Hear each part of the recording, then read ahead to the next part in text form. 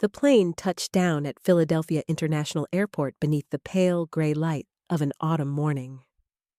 Lauren Fisher stepped off her Army uniform faded after 14 long months in the fire and smoke of Iraq. She drew in a deep breath, letting the familiar air of America fill her lungs. No more acrid gunpowder. No more earth-shaking explosions. No more piercing cries echoing in the night. All of that was now behind her. What remained was the pounding of her heart and the rising anticipation of finally coming home. Lauren, 28, had served as a combat medic carrying wounded soldiers out of chaos and holding lives in her hands. For over a year, she had seen it all: children orphaned, comrades dying in her arms, bodies burned and scarred beyond recognition. She thought she had grown numb, that nothing could shake her anymore. And yet, deep down, she still longed for something achingly simple: a home, the embrace of family, and especially the gentle smile of her grandmother Eleanor, who had raised her for 4 precious years when her parents were absent. "This time, I won't tell them I'm coming," Lauren whispered to herself as she climbed into a taxi headed for the suburbs. "I'll just knock on the door and shout, 'Surprise!' They'll be overjoyed." In her mind, she saw her mother Diane bursting into tears and hugging her tight, her father Russell clapping her proudly on the shoulder. She pictured the whole family gathered with Grandma Eleanor in her favorite armchair, her fading eyes lighting up with joy. The familiar road soon brought her to the old Victorian house on the outskirts of Pennsylvania. Its red-tiled roof-wide wraparound porch and front garden had once been her grandparents' pride. Lauren's pulse quickened as the taxi rolled to a stop. She pulled her duffel bag behind her and stood before the heavy wooden door. But something felt wrong. No light spilled from the windows, not a sound inside. The whole house seemed frozen in a lifeless winter sleep. Lauren pressed the doorbell. Once, twice, 3 times. Silence. A flicker of unease crossed her mind. Maybe they just stepped out, she told herself. Grocery shopping. Visiting a neighbor. Then she remembered the emergency key hidden under the flower pot by the porch. With a trace of hesitation, she bent down, retrieved it, and slid it into the lock. The door creaked open, releasing a stale, unsettling odor that washed over her. Lauren frowned. This wasn't the mustiness of a closed-up house. It was sharper, darker, hauntingly familiar. It smelled like the field tents where she had treated dehydrated soldiers, like the makeshift hospitals where patients waited for death. Inside the house was cloaked in darkness. Heavy curtains shut out the sun, only thin slivers of light sneaking through. Lauren stepped slowly, leaving her bag outside. Each footfall seemed swallowed by the shadows pressing in around her. The old grandfather clock ticked heavily in the living room, each tick-tock amplifying the silence. No TV hum, no music, not even the barking of the family dog. The quiet was suffocating. Grandma Lauren called softly, her voice echoing against the emptiness. No answer. She started up the stairs, palm tightening against the banister. On the 3rd step, she froze. A faint sound drifted down a ragged, wheezing breath. At the same time, the odor grew stronger, undeniable now. Her mind flashed back to Iraq, the sunken eyes of children collapsing in the heat, cracked lips bleeding, the unmistakable stench of bodies wasting away. That smell, she knew it too well. Lauren bolted up the stairs and flung open her grandmother's bedroom door. The sight knocked the air from her lungs. Eleanor, once radiant with her silver bun and kind eyes, lay sprawled on a filthy bed. The sheets were stained yellow, blotched with grime. Her frail body was skeletal, her skin paper-thin and brittle. Her lips were split and pale, her eyes shut tight, her breathing shallow, hovering on the edge of nothingness. "Oh, God!" Lauren gasped, rushing to her side. Her training took over instantly. She pressed 2 fingers to Eleanor's neck, a pulse faint, fragile, nearly gone. "Grandma, it's me. It's Lauren. I'm home." Her voice trembled, desperate for a response. Eleanor's eyelids fluttered, but she was too weak to open them. Frantically, Lauren pulled out her phone and dialed 911. As the dispatcher picked up, she yanked open the nightstand drawer, grabbed a clean washcloth, soaked it with what little water remained in a bottle, and gently pressed it to her grandmother's cracked lips. For a suspended moment, time stopped. Lauren's chest clenched. She had fought death on foreign battlefields, but she had never imagined fighting it here inside her own home. "Iraq was a war zone," she whispered through tears. "There I had doctors, brothers in arms by my side. But here," she looked around the dim, suffocating room. "Here my own home has become a battlefield. And the enemy isn't bullets or bombs. It's neglect." The shrill tone of 911 rang in Lauren's ear, urgent and piercing. Her hand trembled, but her voice stayed steady as she spoke to the dispatcher. "This is Lauren Fisher address. My grandmother is unconscious, severely dehydrated. We need an ambulance immediately." She hung up and rushed back to Eleanor, frantic, every passing second slicing into her heart like a knife. Her grandmother barely stirred her pulse, faint, her breathing shallow. Lauren quickly grabbed a pillow, gently lifting Eleanor's head, then pressed a damp cloth to her cracked lips to keep them from splitting further. She didn't dare pour water, terrified it might choke her and stop her breathing entirely. Memories of Iraq slammed back into her mind, the hollow-eyed children in war zones. Their skin cracked, their lips bleeding from thirst. Lauren clutched her grandmother's frail hand tightly. "No, not this time. I'm not losing anyone else. Not here, not in this house, not you." A wailing siren cut through the night outside. The front door burst open as 2 EMTs rushed in stretcher, banging against the old wooden floor. Lauren quickly relayed the situation while helping them lift Eleanor. Even the slightest movement drew faint moans of pain from her grandmother, tearing Lauren's heart apart. Inside the ambulance, Lauren sat beside her, gripping Eleanor's hand so tightly her knuckles turned white. The monitor beeped frantically, her blood pressure plummeting. Each red number flashing on the screen stabbed Lauren deeper. "Grandma, please. Hold on, I'm right here," she whispered as a paramedic slid an IV into Eleanor's fragile arm. The doors of Riverside Hospital's ER flew open, the team rushing Eleanor inside. Doctors swarmed, shouting orders, inserting IVs, running scans. Lauren was pushed back, powerless, eyes locked on her grandmother's frail body, swallowed by machines and white sheets. Out in the hallway, the cold glow of fluorescent lights drained the color from her face. She pulled out her phone and dialed her mother. One long ring. No answer. She tried again. Nothing. "Okay, maybe they're busy," she muttered, though unease gnawed at her chest. She tried her father. 1 ring, 2, 3, straight to voicemail. Her brow furrowed.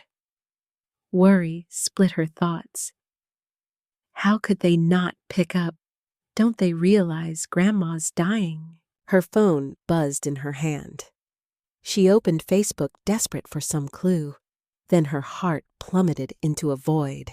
On the bright screen there, they were her parents, Diane and Russell, laughing on a sunny beach in Mexico, cocktails in hand, draped in colorful resort clothes. The caption glared at her: "Mexico, our dream vacation, after so much stress. From Cabo, paradise life." Lauren's breath caught. Her nails dug into her palms so hard they left crescent marks.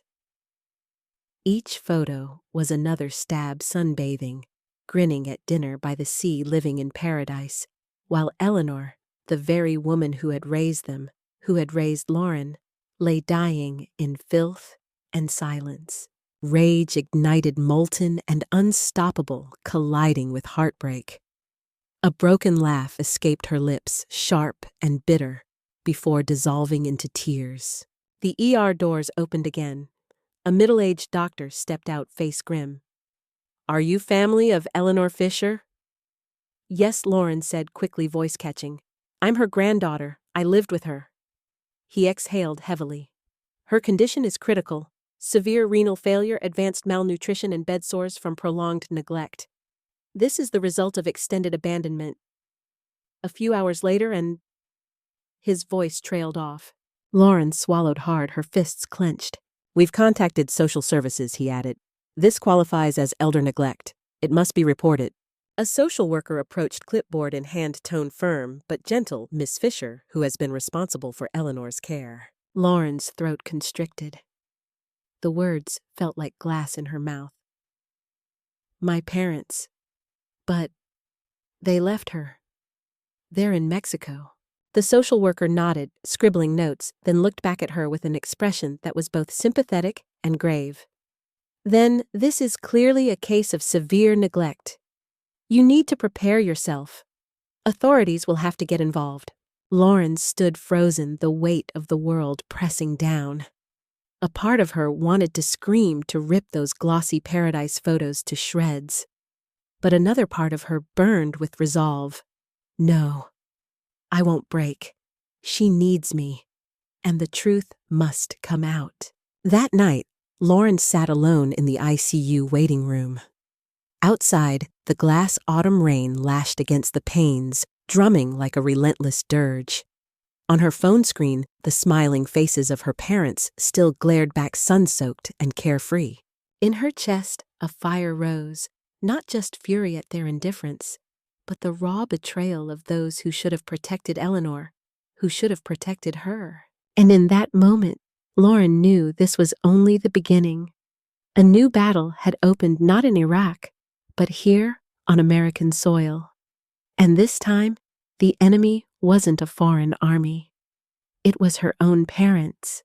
The next morning, as pale sunlight filtered through the ICU window, Lauren sat quietly at her grandmother's bedside.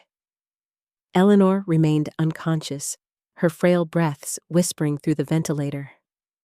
The steady beeping of the monitor had become an eerie soundtrack etched into Lauren's mind.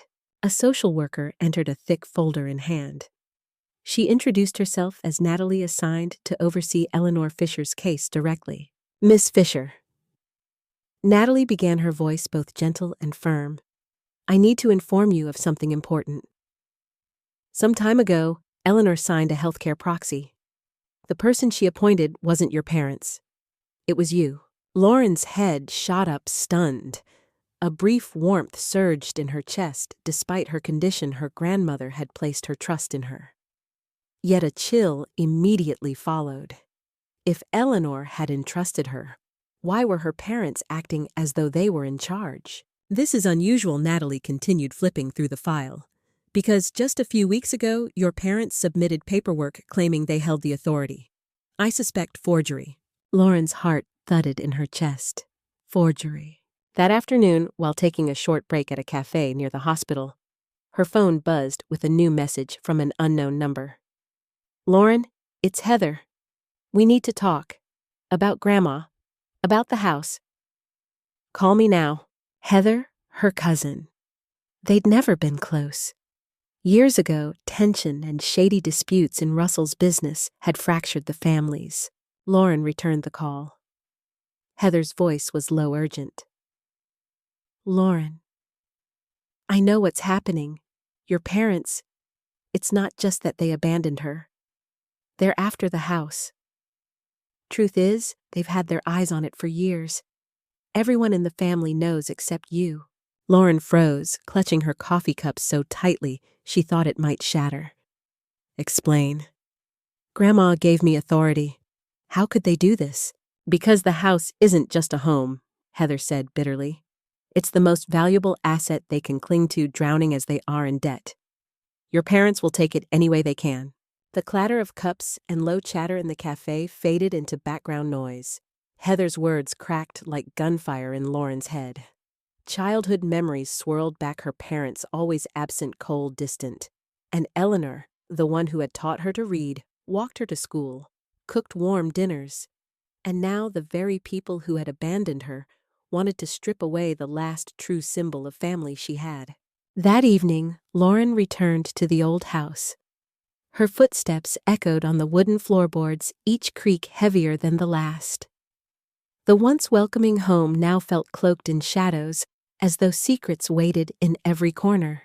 A memory surfaced years ago. Her grandfather William had taken her into his study, showing her the massive oil painting on the wall. He had swung it aside to reveal a hidden wall safe. Lauren remembered this. He'd told her, eyes serious but warm. Family is the only thing you can truly trust. If one day you need the truth, this safe will hold the answers. Lauren swallowed hard. Could this be the moment he'd foreseen? She stepped into the study. Moonlight streamed through the dusty window, falling across the same painting of Usaide Valley she remembered. Her hand trembled as she reached behind it. With effort, she slid the heavy frame aside, exposing the cold steel door. Her fingers hovered over the keypad. Her birthday. Just as her grandfather had said. Beep, beep, click. The lock released the door, swinging open with a metallic groan, like a whisper from the past. Inside, neatly stacked folders waited. Lauren pulled them out, each one burning her hands as though it carried a curse. The first, a new power of attorney dated just a month ago. The signature was shaky, clumsy. Lauren's stomach dropped. She knew her grandmother's handwriting, steady, careful, elegant. This was a crude imitation, a forgery. Her breath caught as she opened the next folder. Letters from George Thompson, her grandfather's attorney. They warned, "There are indications your son Russell intends to liquidate assets, particularly the house. I strongly advise protecting Eleanor's and Lauren's rights." Lauren's throat tightened. A warning from years ago, and now it was coming true. Another folder revealed loan documents and financial records, all signed by her parents. They had mortgaged the house multiple times, treating it as collateral, even though it was never theirs to claim. Lauren collapsed into the old armchair, her heartbeat hammering in her ears. In her lap lay undeniable proof her parents hadn't just abandoned Eleanor, they had forged, lied, and plotted to steal everything. The room seemed to shrink around her, heavy with silence. She closed the file, lifted her gaze to the portrait of her grandfather on the desk. "Grandpa, now I understand. This is why you told me to remember the safe. You knew this day would come." A flame ignited in her chest. From this moment forward, she knew the fight wasn't just about keeping her grandmother alive. It was about standing against her own parents, the very people who had betrayed them all. George Thompson's office smelled faintly of old oak, the soft glow of daylight filtering through tall windows. Lauren sat nervously in a leather chair, her hands trembling as she laid the files from the safe onto his desk. Across from her, George, his hair silver. His gaze, sharp, flipped through each page with deliberate care. Beside him sat Stephanie Brooks, an elder law specialist with her dark hair pulled into a tight bun, her face composed and serious. After a long, heavy silence, George finally looked up. "Lauren, this is strong evidence. A forged power of attorney, warning letters from your grandfather's attorney, unauthorized loan documents. The court will almost certainly see this as both financial exploitation and elder neglect. I'll file for an emergency guardianship right away." Lauren swallowed hard. Do you really think I have a chance?" Stephanie leaned forward, her tone firm. "Not just a chance, you have the advantage. Eleanor appointed you long ago. We will win. But you need to be prepared. Your parents won't take this quietly." The following day, the emergency hearing was held in a small but solemn courtroom. Lauren sat in her faded uniform, shoulders squared, eyes clear. At her side, George presented the evidence with precision, while Stephanie delivered sharp, steady arguments. The judge, an older man with thick glasses, listened carefully, occasionally tapping his gavel for order. When the genuine proxy and the forged one were projected side by side, the difference was painfully obvious. Eleanor's real handwriting, steady, elegant, contrasted starkly with the clumsy, wavering scrawl of the forgery. Lauren bit down on her lip, forcing back tears. At last, the judge delivered his ruling. Based on the evidence, I hereby grant emergency guardianship to Lauren Fisher, with full authority over the medical and financial decisions of Eleanor Fisher. Court is adjourned. The gavel struck with a heavy thud. In that instant, Lauren felt the weight of responsibility crash onto her shoulders, but also a fragile glimmer of hope. She now had the means to protect her grandmother. Word of the decision must have reached her parents instantly. Just hours later, the hospital became the eye of a storm. Lauren was sitting by Eleanor's ICU bed when her phone lit up, buzzing again and again. A text from her father. "What are you doing? The second we're back, you'll regret this." Then a call, then another. She let it wring her palm, damp with sweat. Less than 3 hours later, chaos erupted in the hallway. A booming voice echoed, harsh and familiar.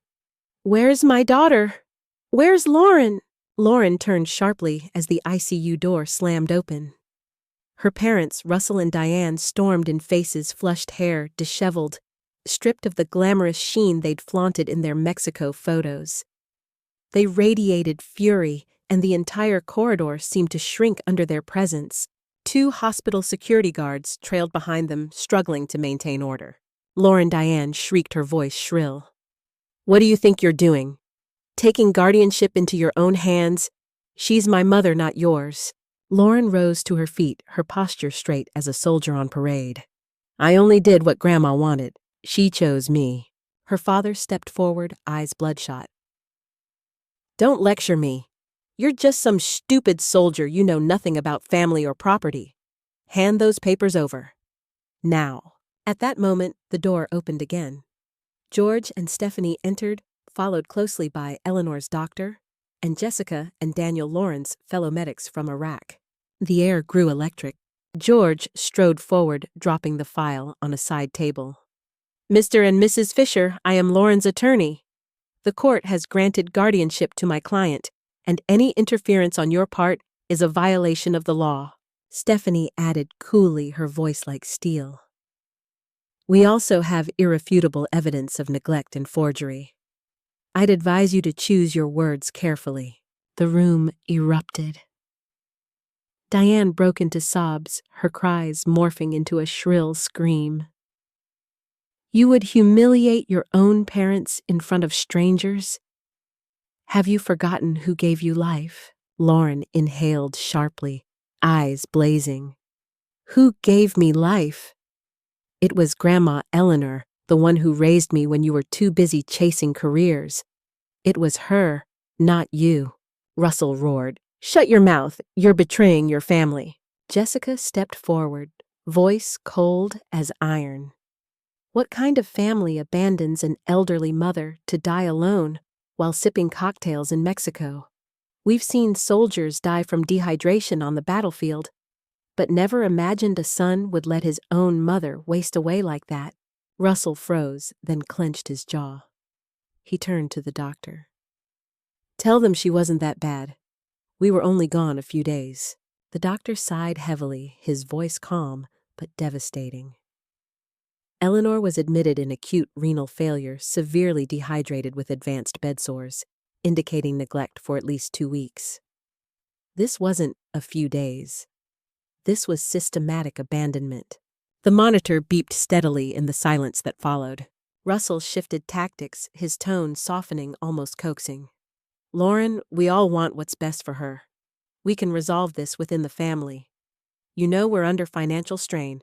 All we need is the house. If you just cooperate, everything will be fine."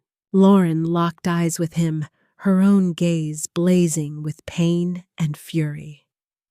"Fine. While Grandma was wasting away in her bed, while you forged her signature to steal what isn't yours? No, I won't let this happen." Russell stepped closer, his face dark red, voice low and threatening. "You'll regret this. I'll make sure everyone hears that you're unstable, that war messed you up. Nobody will trust a broken soldier. George cut in sharply, his tone cutting like a blade. Mr. Fisher, that threat has been duly noted, and for the record, Lauren underwent a full psychological evaluation just 2 weeks ago as part of her discharge. Results perfectly stable. Her military record impeccable. The standoff dragged on, the tension thick as wire about to snap. At last, Diane broke down completely, tears streaking her face, not in remorse, but in pure hatred. "You'll regret this, Lauren. Families are supposed to stand together. You betrayed us." Lauren turned away, her shoulders trembling, but her voice was unwavering. "No. I did the only thing a true family member should: protect the one who needed me most. And if that makes me a traitor in your eyes, then so be it." In that moment, Lauren knew the truth had been laid bare. Her parents could continue to deny, to rage, to cry, but the law, the evidence, and her own conscience were firmly on her side. The battle wasn't over, but for the first time in years, she felt her strength return, not only for her grandmother, but for herself. The morning of the trial dawned gray over Pennsylvania, the sky heavy as if foreshadowing the storm to come. Outside the county courthouse, clusters of reporters jostled for position, cameras, flashing microphones raised. News of the Fisher family's scandal, elder neglect, and financial fraud had spread quickly, sparking public outrage. Lauren stepped out of the car in full uniform, every line of her posture crisp and composed. At her side were attorneys George Thompson and Stephanie Brooks. Behind her, Jessica and Daniel, her comrades from Iraq, followed like a solid wall of strength. To onlookers, Lauren was no longer just a witness. She was a soldier still fighting, but on a new battlefield. Inside the courtroom, the air was thick, oppressive. Her parents, Russell and Diane, sat at the defense table. Their clothes were polished, but fatigue lined their faces, and unease flickered in their eyes, betraying the hollow confidence they tried to display. Judge Helen Rodriguez, a Latina woman with piercing eyes, entered, and everyone rose. The gavel struck. The trial began. George rose first, his voice calm but firm. "Your Honor, we have indisputable evidence. Financial records show Russell and Diane Fisher repeatedly took out loans using Eleanor Fisher's home as collateral. That home, however, does not belong to them. It is solely in Eleanor's name. Furthermore, the healthcare and financial proxy submitted last month bears signs of forgery. This points to a calculated scheme to exploit an elderly woman and seize her assets." Stephanie stepped forward, laying a thick stack of documents before the judge. Page by page, signature by shaky signature, the forgeries were projected onto a large screen. Murmurs rippled through the courtroom. The defense attorney, Bernard Clean, leapt to his feet. "This is a misunderstanding. My clients had no malicious intent. They only sought to manage the assets responsibly while their daughter Lauren was overseas in Iraq." Lauren shot to her feet, eyes blazing. "Manage assets. They left my grandmother dying in a dark, filthy room for 2 weeks while they sipped cocktails in Mexico." Gasps swept the gallery. Judge Rodriguez banged her gavel for silence, though her skeptical glance toward the defendants spoke volumes. Then came the climax, the entrance of a special witness. A nurse wheeled Eleanor into the courtroom. Frail, her silver hair falling loosely around her shoulders, she seemed almost weightless, but her blue eyes shone with rare clarity. The room fell silent. Lauren rushed to her, kneeling to clasp her hand. The judge addressed her directly. "Mrs. Fisher, can you confirm whether the signature on the proxy filed last month is yours?"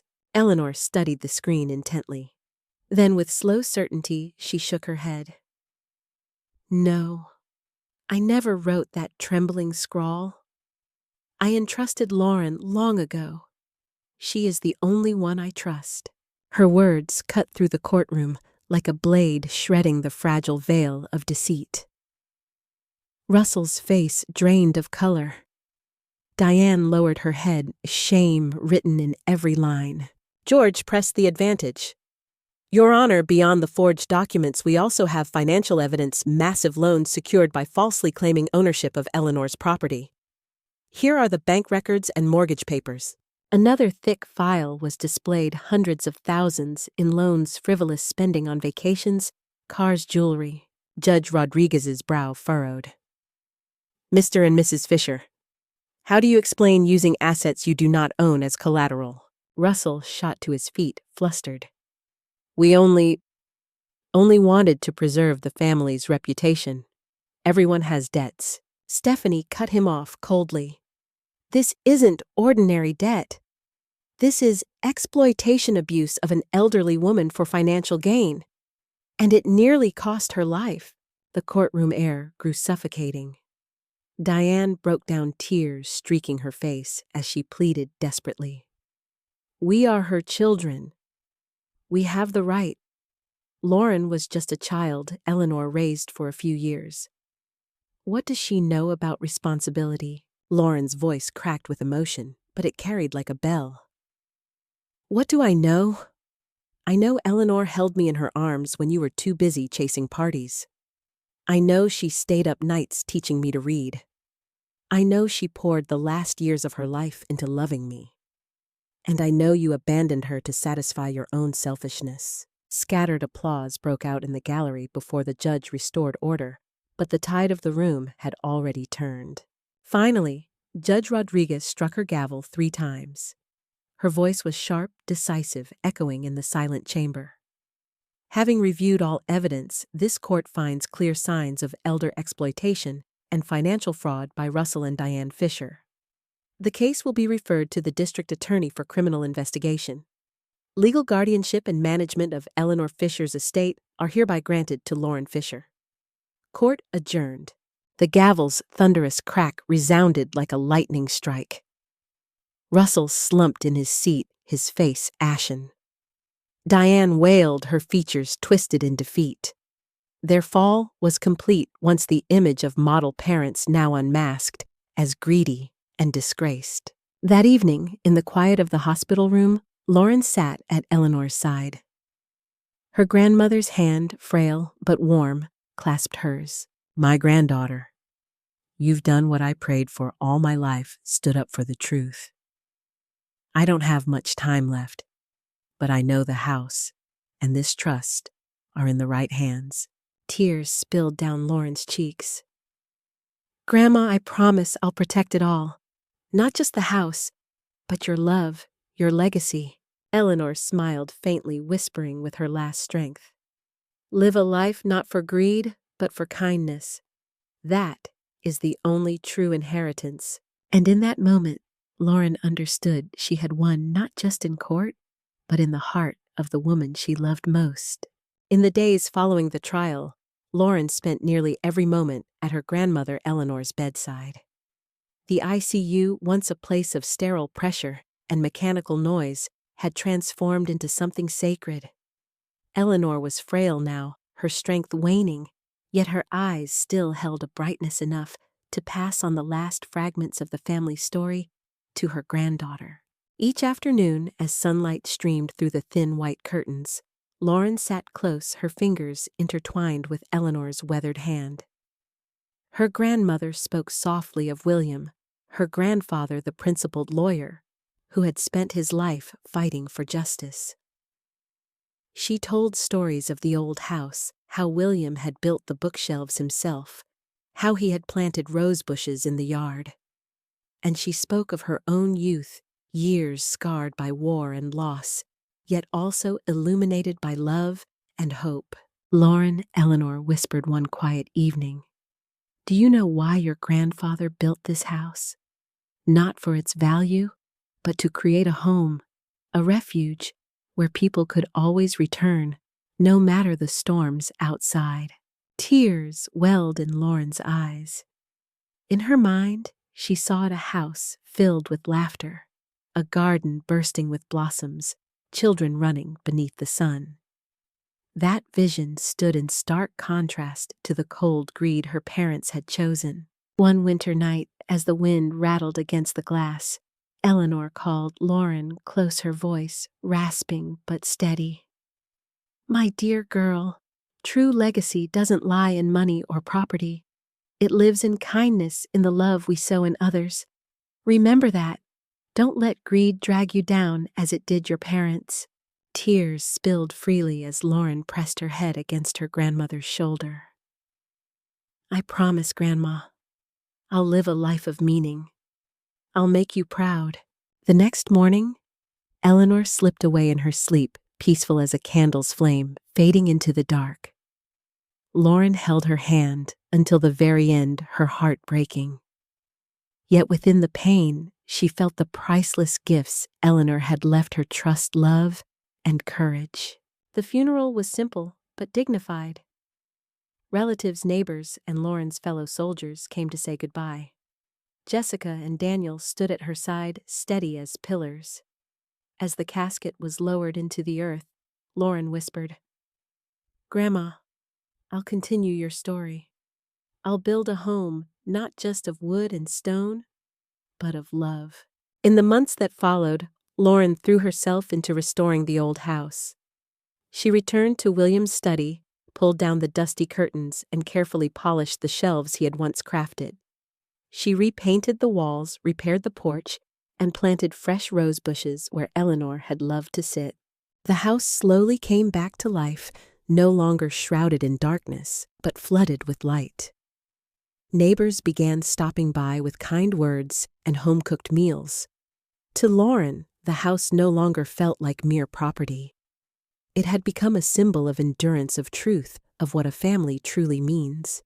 At the same time, Lauren found a new path for her life. She used part of Eleanor's inheritance to establish an organization for veterans, a place where those who had served like her could find their way back into civilian life. In those first meetings, Lauren recognized herself in their eyes: the grief, the losses, the isolation. She rose to her feet, voice firm and clear. "We fought battles on the field. Now it's time to fight for a new life. Here, no one stands alone." Applause broke out, mingling with expressions of gratitude. For the first time in years, Lauren felt her heart grow light. In this journey, new bonds also began to take shape. Her camaraderie with Jessica and Daniel deepened as they worked together to run programs, fundraisers, and training sessions. And in that process, Lauren discovered her heart opening to Daniel, the man who had stood shoulder to shoulder with her in Iraq, and who now stood with her in this new fight, the battle for life and meaning. One quiet evening, as they sat together on the old porch swing, Daniel spoke softly. "Lauren, your grandmother would be proud. You've turned pain into strength." Lauren smiled, tears slipping down her cheeks, but her eyes shone with conviction. "Not just for me, but for everyone who thought they'd lost everything. Because we still have love. We still have hope." The house became a gathering place, a small community hub. Meetings were held there, stories shared, connections built. In the garden, children's laughter rang out, mingling with the voices of veterans and the chirping of birds. Standing on the porch, Lauren drew in a deep breath, her heart filled with peace. She knew then the cycle of greed had been broken. She would not follow the path of her parents, the path of selfishness and deceit. She had chosen the way of love, kindness, and hope. Years later, Lauren wrote her story, and Eleanor's down in a journal, hoping to pass it on to future generations. In its final pages, she penned these words: "Tragedy can destroy us, but it can also rebirth us. I learned that true legacy isn't held in bricks or bank accounts, but in kindness, courage, and the love we leave behind.